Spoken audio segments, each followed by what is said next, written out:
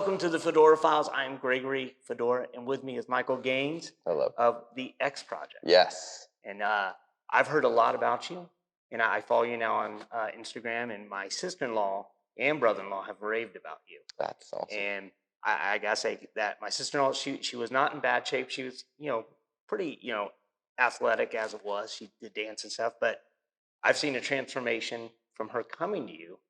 Like her confidence has gone up. She feels more comfortable with herself, and she looks great. She looks even better than she did before.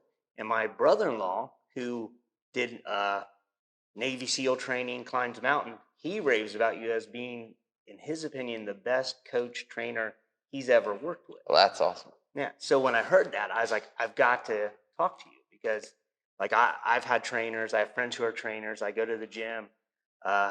So I was just curious about it because I've seen the transformation and I've heard the raves. So how did you get involved in training and coaching, and how did you come to this? Yeah. So obviously I do fitness training, exercise, nutrition. But when I graduated high school, I went to college to do education, phys ed. I was going to be a gym teacher because I wanted to be a coach. So I thought high school sports was the way to go. And then after I got into the actual student teaching portion of school, I decided that it wasn't the kind of teaching that I would actually be happy with. So I withdrew from school to decide what I wanted to pursue, and I got a job doing personal training in the interim while I was figuring out what exactly I wanted to do. And then after a couple years of training, I got fully booked very quickly. I was making good money, so I was going back to school slowly and decided that I wanted to go to school to get a degree in neurobiology and kinesiology, and then go to med school so I could study the brain. And I didn't know exactly what I wanted to do, whether I wanted to be a neurologist or something along those lines, but what I wanted to do was study people with permanent brain injuries, either from actual like accidents or people with cognitive issues and challenges like PTSD or depression and anxiety, and study those and what could actually be done to help them through like physical activity, nutrition, whatever. So I wanted to be a doctor. But at the time where I was going to have to make the leap and travel away to school was shortly after I had started the business, and the business was growing so quickly that I just put school on pause until, I decided I could go back to it, but the business has just been running since then. So I just went all in on this instead of going back to eventually going to medical school. Well, that's cool because like I found that like when people are in physically better shape, like mentally they are in a better shape too. Like Absolutely. Like I've known like when I've been down and stuff, I've noticed that a lot of times that's when I haven't been going to the gym or haven't had any physical activity. Yeah. And it kind of like it's a mental thing, and people just don't think about that. That just even going outside walking raises your like your depression level goes down and raises your mentality Dramatically too. yeah dramatic, yeah, exactly. And you kind of do it. So is that when you started the Project X or the X Project? Yeah. I was a personal trainer for a few years and felt limited. And then the relationship with the business that I was at just wasn't working for what I wanted to do personally. So I opened my own business, and I thought that would also free me up to go back to school, which it did. But the business grew so quickly, I realized that it wasn't just coaching people in order to run the full business. And it was growing so quickly that I decided it would be dumb to walk away from that opportunity of having my own business in a way that it was growing. So I had started it in the process of also going to school at the same time. And one of them just took off quicker, and that was that. Yeah. And it seems that you wanted to help people like by being a doctor, yet you are helping people now through this. So you're still doing kind of like what you wanted. Yes, differently, but ultimately it was about helping people and saving people really in ways that they may not have known that they needed or could be saved. It's problem solving for people in ways that seem like there are no solutions, and it's just a different expression of it, which allows me to do what ultimately was the purpose behind doing it all in the first place. So it's very cool. So if someone comes to you, like, what is the process? Like, what do you do here? Like, how do you figure out? Because just talking to my sister-in-law, you kind of, I don't want to say, like she said it's very personal. Yeah. So if let's say someone came off the street, what would you do to like figure out what they needed? Yeah. So what we do specifically in here is individualized plans to take somebody from exactly where they are to exactly where they want to be in whatever unique way they want to do it to allow it to be sustainable for the rest of your life. And that's in contrast to what most of the fitness industry does, which is what I call choreographed fitness with fitness instructors. So if you go to boot camps or CrossFit or Orange Theory, everybody in the room's doing the same thing with the same metric. They're just trying to burn calories and move. And obviously there's skills and coaching involved and all of that, but it's a group choreographed mentality with general eating guidelines or diet templates, right? So everybody's done the keto diet or paleo or vegan or whatever else, but it's just templates over and over and over again. The path to success and whatever you want is there's infinite number of ways up the mountain, an infinite number of ways that you can fail. So instead of having people do these generalized approaches, we make it very specific and unique to the individual. And there's things like eating schedule, palate preference, cooking habits that actually really weigh heavily on somebody's success. So they might really like the keto diet, but not like the cooking or be able to cook the stuff, and that ultimately becomes a deal breaker. Something as simple as that. So what we do, somebody comes in off the street, as I call it, a no sweat intro. We just sit and have a conversation. There's no sweating involved. And I dig into everything about them, what their goals are, why that matters to them, what that looks like in application and expression. Once they've accomplished their goal, what does their lifestyle look like? What they've done in the past, what they like, what they don't like, what has been successful, what has not been successful, why do they think it is, what metrics they have, what data points, what reflections they have, and come up with the biggest profile that I can possibly get from them about their past and about what direction they want to head into, and then start putting pieces together just one at a time. So I give people tactics. What is your tactic right now until when? And we build everything one piece at a time. So it's never overwhelming. It's always super simple and super clear, but it's specific to them. And we do use a lot of analytics and data points to make sure that they're moving in that progression. So they always have immediate feedback as to where they are, where they're going, what direction they're heading, and what speed they're heading, and whether or not it's overwhelming. And it makes it very easy for people to understand. It's always digestible, and it's always sequential, and they can see what the future is. And it's always just specific to them based on that. Yeah. Well, that's cool. Like, because you mentioned, I was gonna say the cookie cutter type of like diets and programs where they don't really think about like everyone is completely an individual and different. Their body structure's different, their metabolism's different. So just counting calories may not necessarily get you where you want. And people don't think about the fact that, well, if I just eat right, I'm going to be healthy. Well, you could get skinny. That doesn't mean you're healthy. Right. And and people oftentimes will see a skinny person, oh, that person's healthy. It's like, but they can't do a single push up. Right. Or a really big guy and be like, oh my gosh, he's hard. But dude is like, he can run like a mile. Yeah. Like this or that. And you can't just look at somebody and think just by the book cover that, oh, he's healthy, he's not. And Absolutely. And like I said, if you go into like a group setting and everybody's doing the same thing and you look to the person to your left and they look like, man, they look great. And then look at me, what's going on? It's because their body's different. And whereas Yeah. you focus and help them figure out like, hey, you are different. This is what's going to help you. Absolutely. There's a lot of variables that go into it.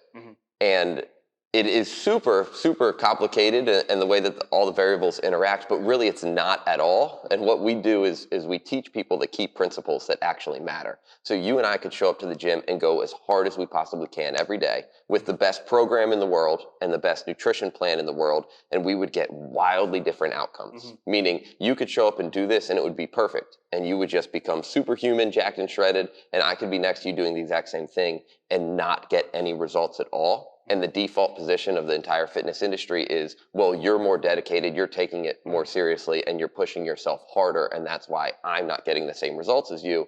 When at the end of the day, that's not actually the case, and that's not actually true, so it gets discouraging. And one of the big motives for me recently is that there's a huge gap.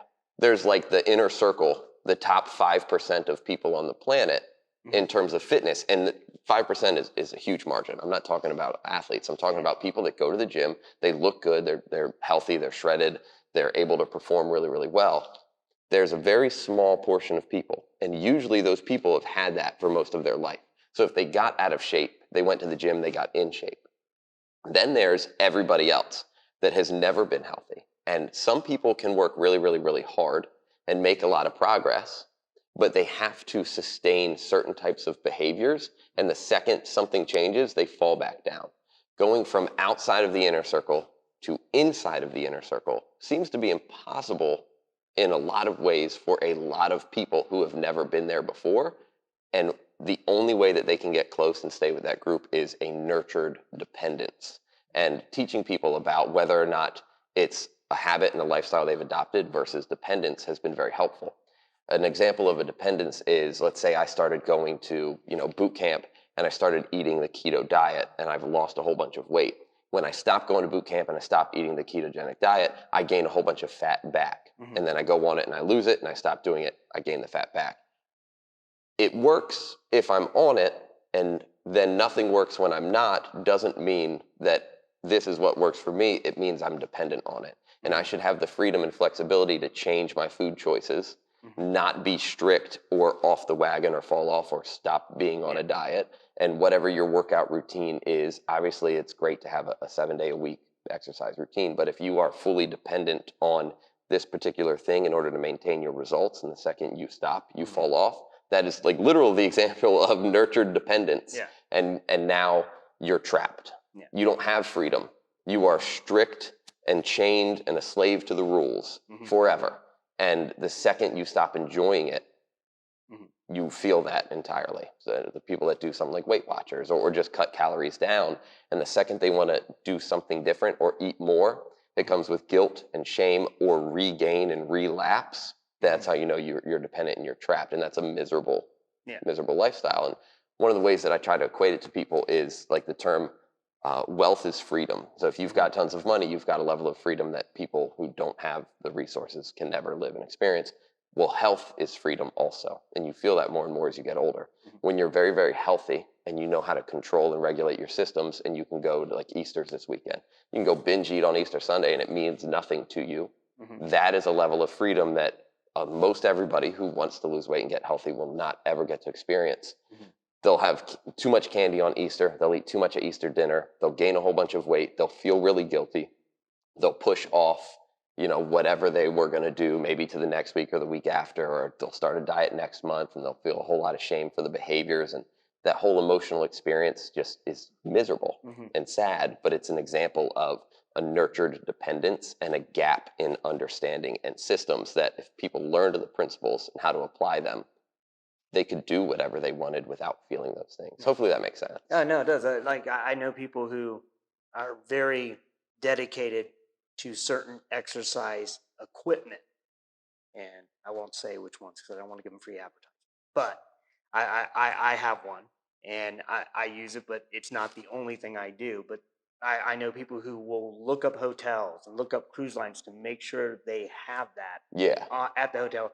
And in my mind, it's like when I go on vacation, I don't really care about if that equipment's there. Like, because I'm on vacation. I don't want to have to worry about that. I'll exercise, I'll do things, but I don't need exactly this to do it. Yeah. And I want to enjoy myself. So, absolutely. And I think people get in that trap, like you said, Yeah. they get dependent on a certain thing, certain kinds of food. And then when you go on a cruise, those foods aren't going to be there.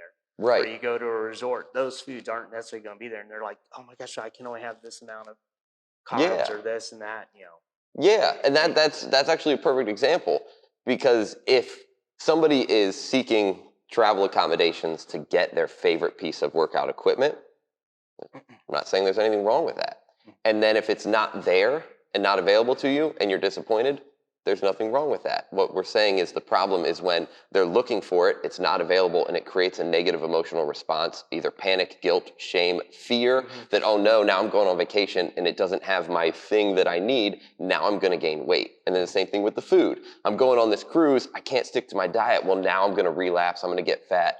And either they have that guilt and shame while they're there, or they come back and they try to overcompensate and there's all that anxiety, or they come back and they're just completely off the rails. And that's one thing I encounter a lot.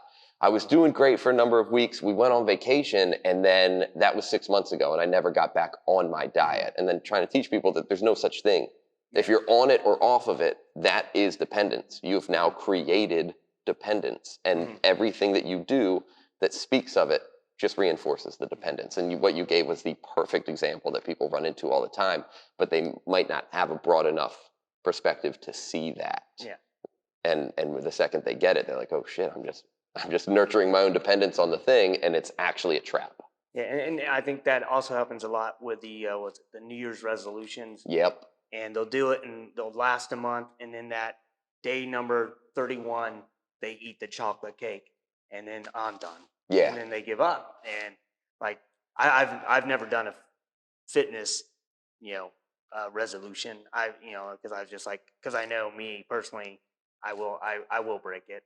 So Hmm. I just like I'm not gonna do it because I know, but I don't give up. I just like, Yeah. oh well, I just keep going and and just continue to try and stay healthy.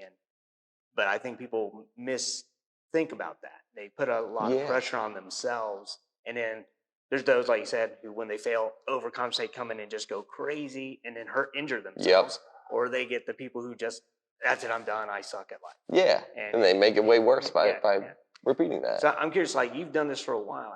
Is there a person, or you don't have to say who they were, but like a person you worked with that you saw an incredible transformation, that when you were part of it and when you got through it, you're like, this is really why I'm doing this, because you saw that person Yeah. transform. Like, do you have one that you think about, like that comes to mind? And, Probably and a ton. there's tons of them right now. With how much we've evolved and the way we've been applying the principles lately, it's overwhelming. If you come in here every hour, you're going to run into at least one person that is down more than 100 pounds Hmm. and sustaining it, and people that have lost more than 100 pounds, but their rate of success is still very dramatic or accelerating, Hmm. versus usually the more progress you make, the more it slows down, which of course is inevitable.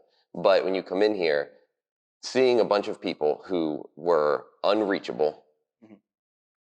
had no hope, had no motivation, hated the gym, didn't think that they could do it, but now love every single minute of being here and every single thing that they're doing, it's overwhelming. I like everybody I get to interact with on a daily basis is one of those people, and we target that. Like I've got plenty of people that used to seek me out because they wanted to be competitive, people that were, advanced in terms of fitness and wanted like new levels of challenging, but that's not really who I aim at or who I talk to and who I help the most.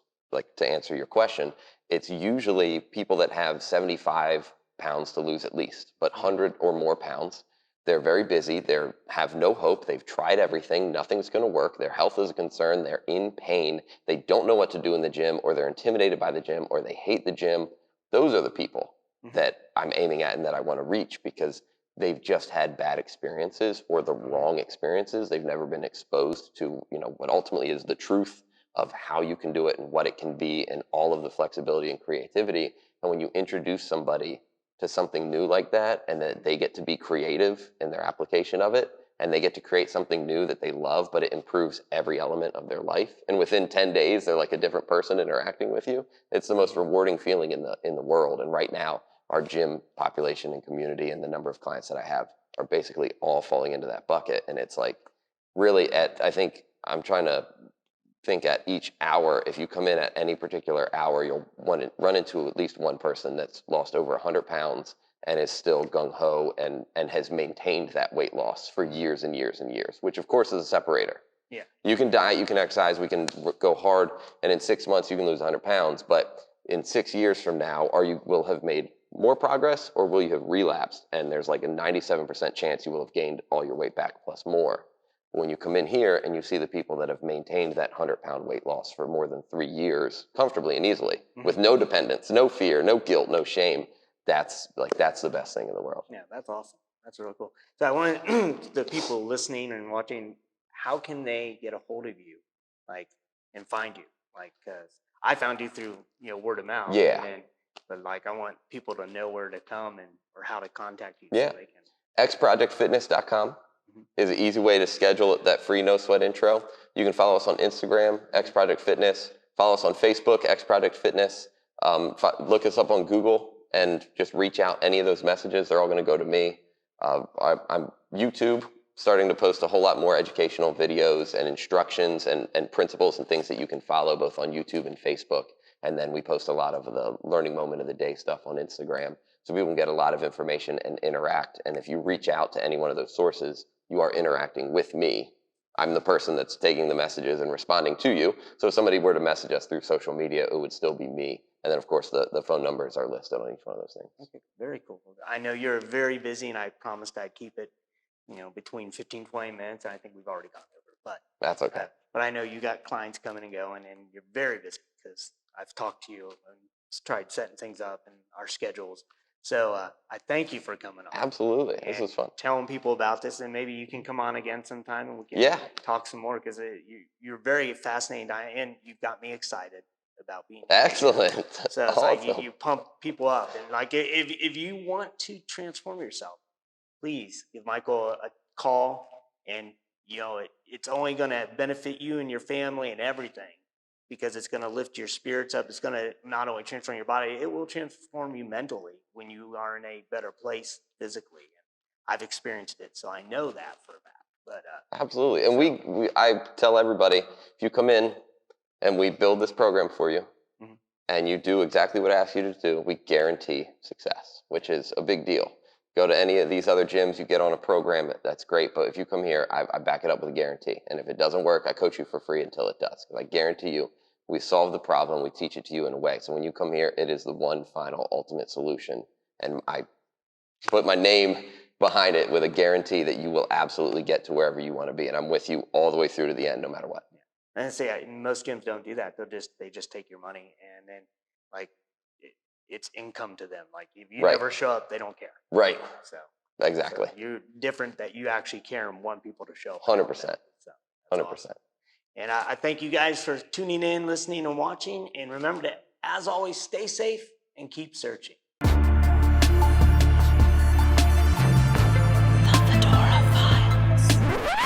Check out fedoracrt.com today.